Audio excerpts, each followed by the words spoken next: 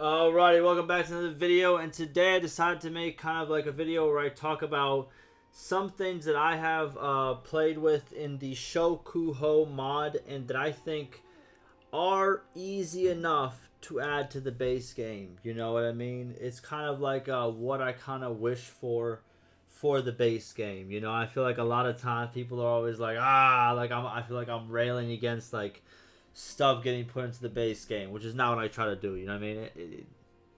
Not my intention. But I wanted to go over a couple of functions in this mod that I think are plain simple but are very impactful. Okay, and also I want to talk about like one change that I think like this mod really, how can I say it? It showcases how good it could be, if that's the best way I could put it. Okay, so let's go over it and let's do it. Okay, so first one is the messenger. We've talked about it for so long, but the way this mod implements it I think is very good, right? So here's how this mod implements it. So you go to your encyclopedia, you go to heroes, right? All the lords.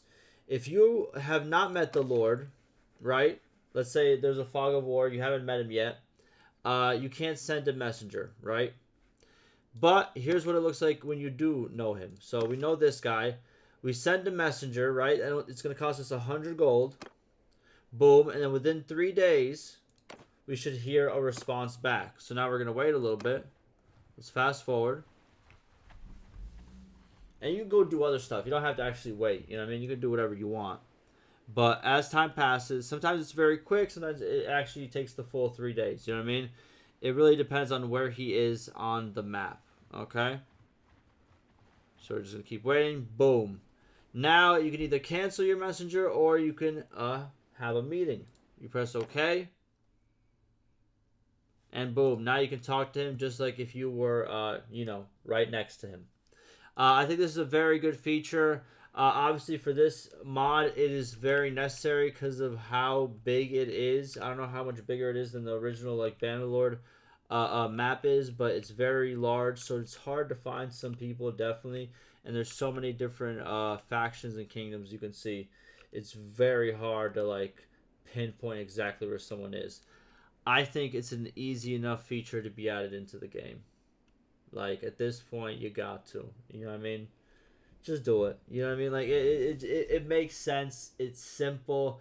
It's a very small yet very impactful change. It's gonna help with so many features in the game. You know what I mean? So this is my number one. It should be added. Number two, books. I am a recent book enjoyer. You know what I mean? I know I look like I don't read books. I get it, bro. I understand, bro. You know what I mean? And you're right. In real life, I don't be reading books. I'll admit it, bro. I work too much. You know what I mean? Listen, it is what it is. But the books we're talking about they're located in these shrines and temples, okay? Now, how can they be implemented into the base game? All right? You can sell them at castles. Now, what are books? Okay? Let's just go over what books are, and then I'm going to explain it further, right? So as we can see right over here, if we go to trade, these books right over here. Now, what do these books do? If you are reading the books, right, and I'm going to show you how to start reading the books, pretty much if you're waiting on the map anywhere, or even if you're traveling, I had some comments from previous videos say, even when you're traveling, you will passively learn whatever skill is listed here. And if it's multiple skills, then multiple skills will be passively learned. You know what I mean? As time passes by. Not even daily ticks, but just as literally time passes by. Like, so you pretty much want to look out for the books that give you, like, a couple of different perks. As you can see right over here, I have one that gives me 4. Actually, 5. Trade, Steward, Medicine, Scouting, and Charm. Crazy. Crazy value. Now, what you do is you trade, you buy it at the shrine. Again, we don't have a trading feature for the castles yet. Easy way to just switch it out. Make castles sell books. Give it another functionality. You know what I mean? Again, we were always talking about how to make them, a little bit stronger. So, they're not as strong as a town, but also they have some strengths. We did the unique troop lines that come out of villages bound to castles. How about we give them another one? They sell books. Doesn't seem like a hard feature to add. And again, how do you equip the books? We don't have a camp feature in the original, what's it called, Bannerlord. I don't know if we need this camp feature exactly. It's like just a way just to quickly heal and get back to the battle. It's cool, but it's not on my list. It's not on my list. But what you can do is literally,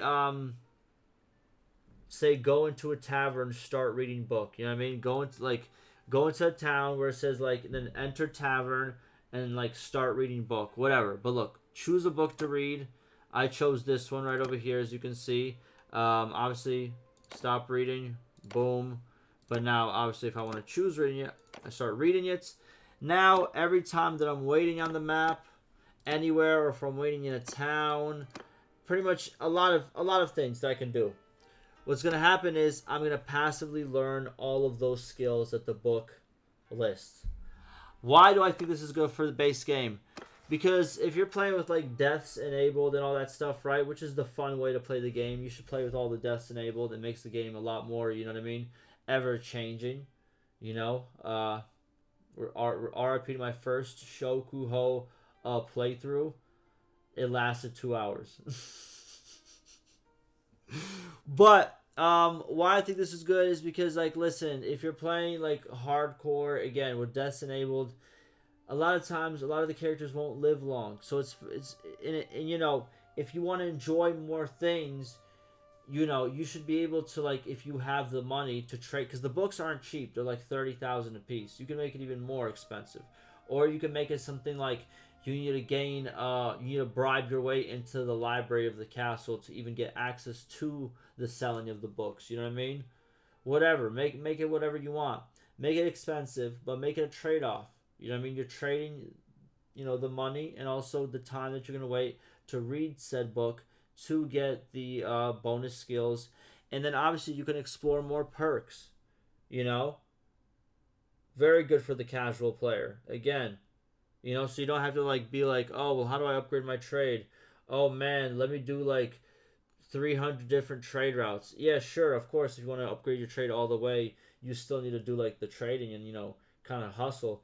But at the same time, there's like a little passive way to just push that a little bit forward so you can get some of the perks that, you know, you might want that aren't directly related to like actually doing the functionality of trade. You know what I mean? It makes sense. It helps castles. And again, very small change. I don't think this would be hard to implement at all. Next one is a ferry / caravan. So here's what I mean by this, right? So this game obviously has ports. I was going to make like a joke at the end and be like, oh man, we should also, you know, we should also add ships. Ah ha ha ha ha, because obviously there's a DLC coming with ships. But now I'm not going to make it. But hopefully when we do get the ships, this is a feature I do like in this game, or in this mod, right? Is the port feature and also the ferry feature. Right over here. Take ferry, and it's expensive, depending on where you're going. And also based on location, right?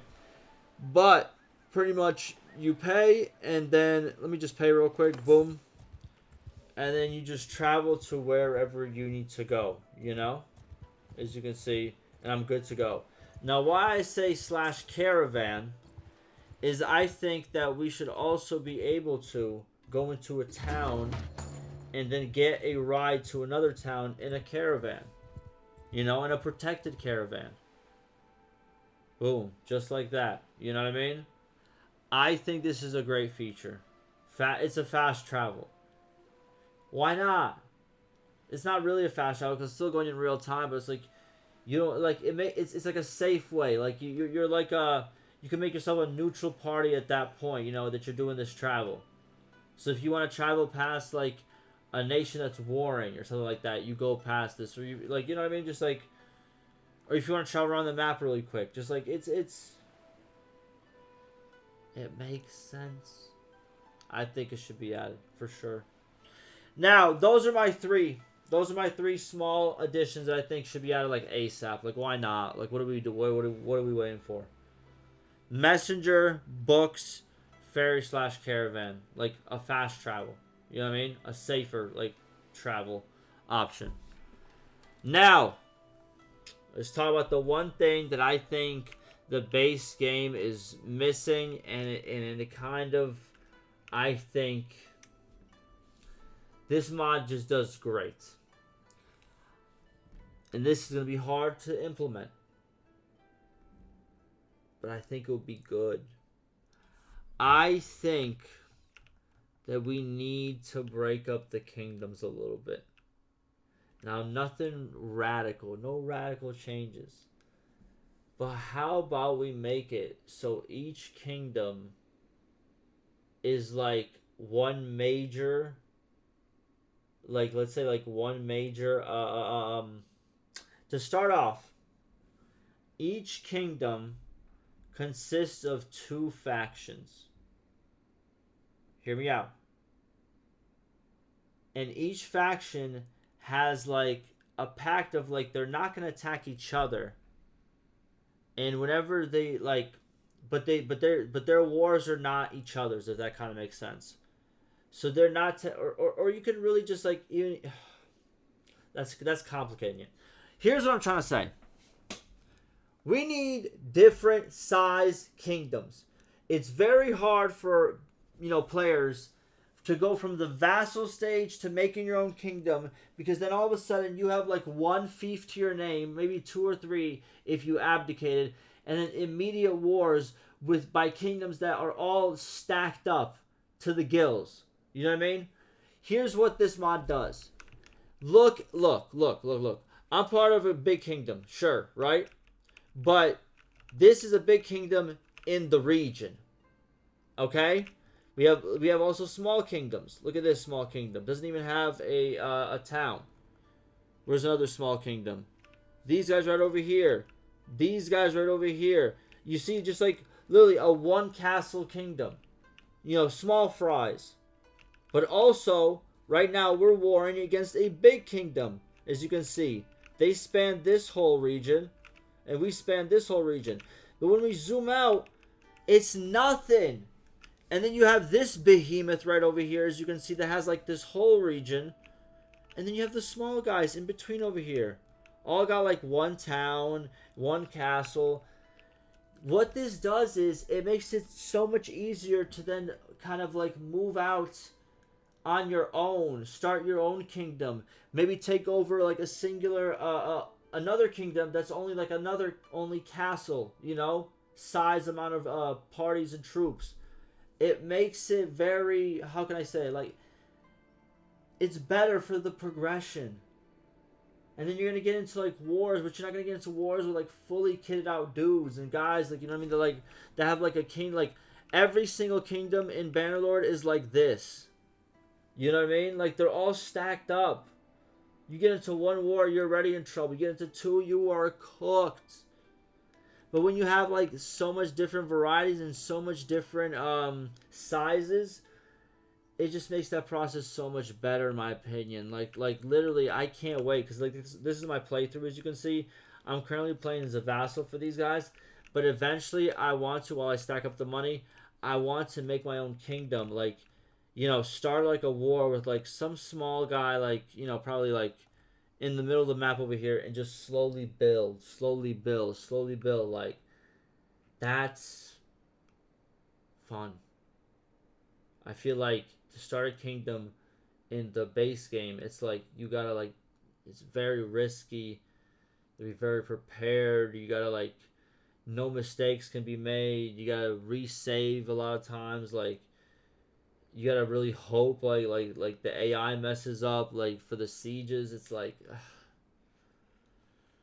you gotta split up the factions, or like just you like make. How about this? Make every single kingdom. Just hit this change real quick.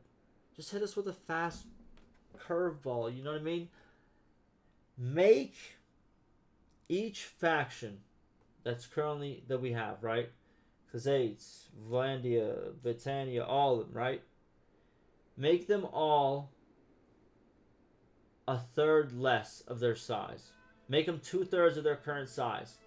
And take that other 1/3, evenly distributed. Make sure it's like, a town, a castle, maybe a town, 2 castles, you know what I mean? Something like that. Make it to a separate kingdom. A minor not even a minor kingdom. Like, it's like a faction, but it's just a smaller faction. Okay? Obviously, some of these are going to get taken over right away when the game starts, but, like, maybe some will survive. Maybe some will grow. But we got to do that. We got to make some smaller kingdoms. This mod is just very good in that aspect. And, like, the way they have it, like, programmed and stuff like that, like, whenever you're in the big kingdoms, like, you're usually starting fights with the bigger kingdoms. When you're in the smaller kingdoms, you're starting fights with the smaller kingdoms. Like, the AI is there. The logic is there. Like, it could work. I think we gotta do it. Just try it out. Fuck it. That's all I gotta say. Let me know what you guys think. But that'll do it for me. I'll see you in the next one.